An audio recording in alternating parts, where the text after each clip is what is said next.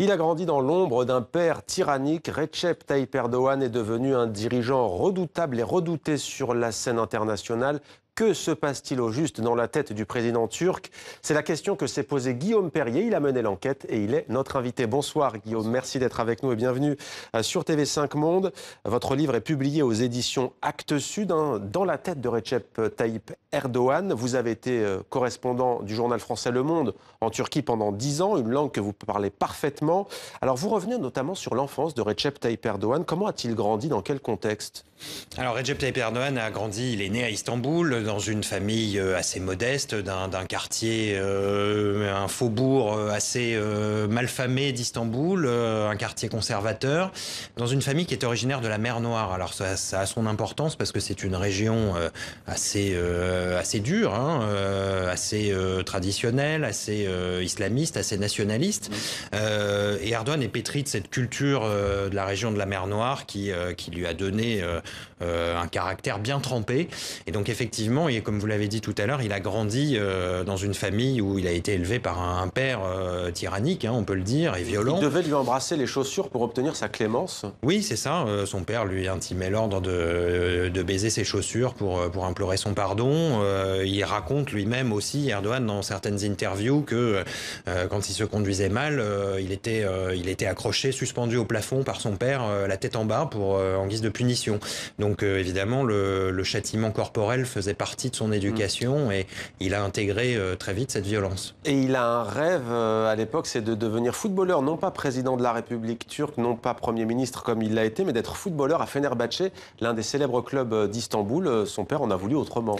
Oui, alors ça fait partie de sa légende, mais on raconte qu'il cachait ses crampons dans les sacs de charbon, dans la cave de la famille, et que effectivement, il allait jouer au football en cachette de son père, et son père se serait opposé effectivement à ce qu'Erdogan signe un contrat professionnel dans le club de Fenerbahçe, et il a lui-même mis en scène toute cette histoire, puisque après, pour se faire élire président, il a fait de cette histoire un spot de campagne présidentielle avec son père, et en gros, c'était, on y louait le respect des aînés, puisque c'est quelque chose de très important dans la culture turque. Et c'était, si Erdogan n'avait pas écouté son père et était devenu footballeur, la Turquie aurait perdu. Et donc, voilà, c'était une mise en abîme de cette histoire. La romance qu'il a su jouer pour monter les échelons. Alors, d'emblée, vous citez l'un de ses vieux compagnons de route qui dit, je le cite, depuis le début de sa carrière, l'un des principaux traits de caractère de Monsieur Recep Tayyip Erdogan, c'est qu'il a la langue proche du cœur.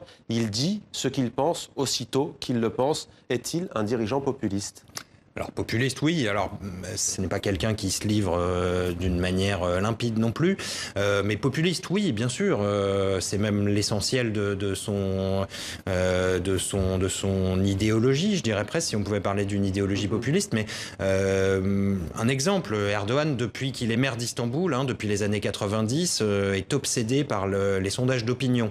Ça se fait souvent chez les chefs d'État, mais c'était le cas très tôt pour lui, et il a utilisé les enquêtes d'opinion très tôt pour gouverner. Donc chaque semaine, il commande 2 ou 3 sondages qui lui permettent d'avoir un avis très pointu sur ce qu'attendent les Turcs de sa politique, et donc d'y répondre et d'agir en conséquence. Istanbul, un laboratoire pour lui et la Turquie. En 1996, vous citiez cette date, alors qu'il est maire de la ville, il dit « La démocratie n'est pas un but, c'est un moyen. La démocratie est comme un tramway. Quand on est arrivé au terminus, on en descend. » Ça rappelle la stratégie des frères musulmans. Oui, effectivement, mais c'était pas forcément dans cette optique-là qu'il l'avait dit à l'époque. Mais oui, vous avez raison. Mais Erdogan a toujours répété cette phrase en même temps, et ne s'est jamais, n'a jamais renié cette phrase. Et son conseiller, donc que j'ai interrogé, qui est l'auteur de ce discours à l'époque, m'a dit si c'était à réécrire aujourd'hui, on le dirait de la même manière. Oui, d'ailleurs, ils assument dans sa carrière et son ascension politique. En fait, c'est très sinueux. Il y a des périodes démocratiques, des périodes autocratiques. C'est ce qui ressort aussi de votre livre. La démocratie a été un moyen pour Erdogan, un moyen pour arriver au pouvoir, un moyen pour devenir le super président populaire qu'il est aujourd'hui. Et force est de constater que la démocratie n'est plus pour lui le moyen le plus évident pour gouverner, donc il l'a laissé de côté. Tour à tour démocrate, dites-vous, libéral, pro-européen à sa création, l'AKP, son parti, et puis ensuite despotique, nationaliste, dirigiste, et aujourd'hui anti-occidentale par moment. Et il y a un tournant, c'est le 15 juillet 2016, tentative de coup d'État. Et là, c'est vraiment un tournant. Il va y avoir une purge sans précédent.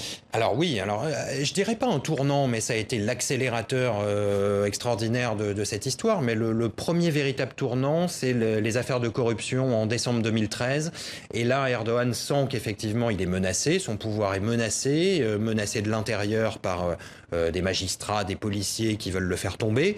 Et là, les purges commencent. Effectivement, il commence à nettoyer l'administration. Et avec le coup d'État, ça va s'accélérer d'une manière exponentielle.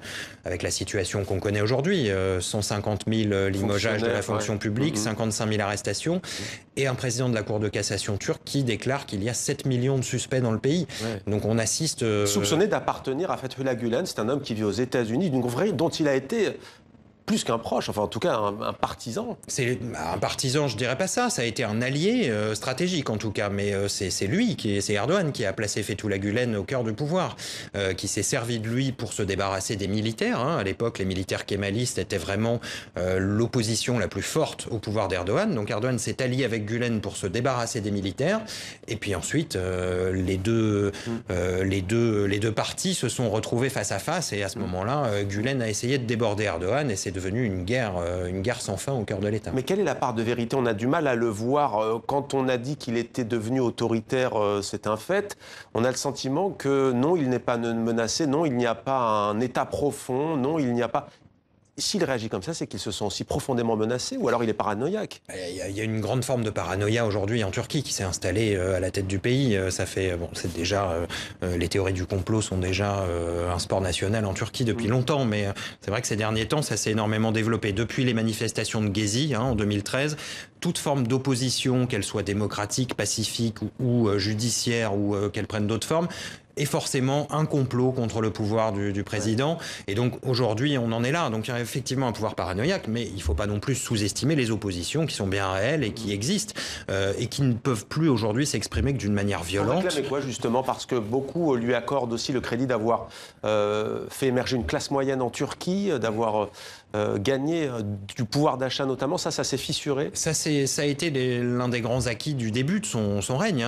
Dans les années 2000, effectivement, la croissance a progressé de manière spectaculaire, le développement a été très rapide, mais tout ça s'est arrêté maintenant il y a une dizaine d'années avec l'arrêt des négociations avec l'Union européenne. Ça a été concomitant.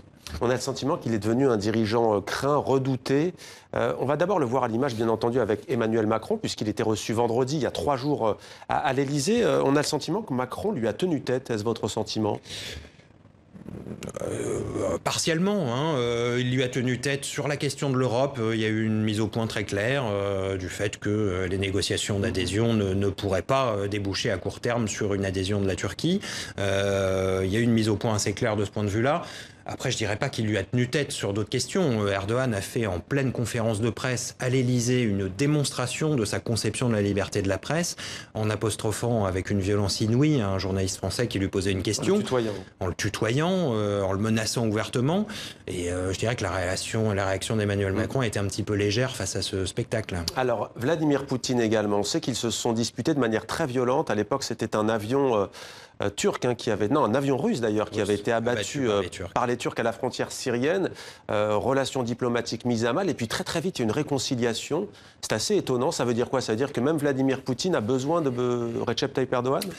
Oui, l'inverse est encore plus vrai, je pense, mais ça montre d'abord l'extrême souplesse de ce dirigeant, l'extrême pragmatisme de Recep Tayyip Erdogan. C'est-à-dire, il a fait ce qu'il a fait avec la Russie, il l'avait déjà fait avec Israël, il l'avait fait sur la question kurde ou sur l'Europe ou sur d'autres questions. Donc il est capable de virage à 180 degrés du jour au lendemain, et il est surtout capable de le justifier auprès de ses électeurs. C'est ça son principal tour de force.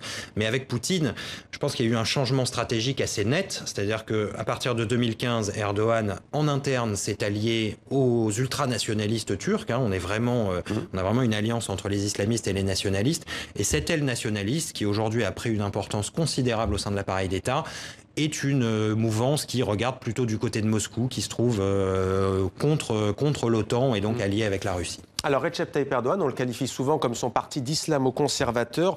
Vous posez une question qui fait bondir les kémalistes en Turquie. Erdogan est-il un kémal vert? Vert non pas pour l'écologie, mais pour l'islam bien entendu. Vous osez poser la question, vous y répondez. Est-il le nouvel Atatürk? Eh bien vous dites oui, père fondateur de la Turquie moderne, laïque. Bon, c'est pas moi qui le dis, hein. Je m'appuie aussi sur le travail et les écrits d'un grand nombre d'observateurs. Mais d'ailleurs, l'AKP tient congrès avec la photo d'Atatürk derrière. Hein. Absolument, mais Mustafa Kemal reste je dirais le pôle absolu de tout politicien en Turquie, malgré les oppositions qu'on peut déceler. Évidemment, il y a énormément d'oppositions idéologiques à plein d'égards. Erdogan est en train de refermer l'héritage d'Atatürk, mais il se place aussi complètement dans sa continuité. En tout cas en ce qui concerne l'exercice du pouvoir et la manière de gouverner.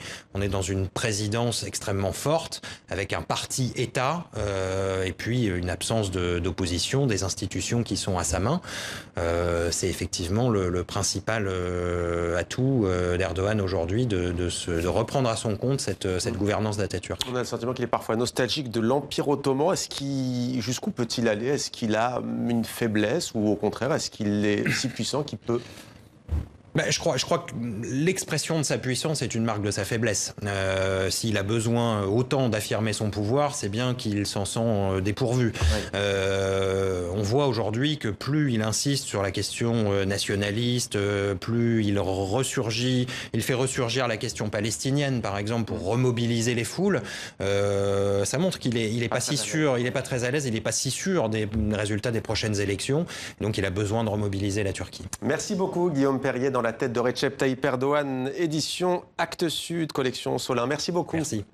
L'actualité culturelle à présent, Estelle Martin s'apprête à nous rejoindre.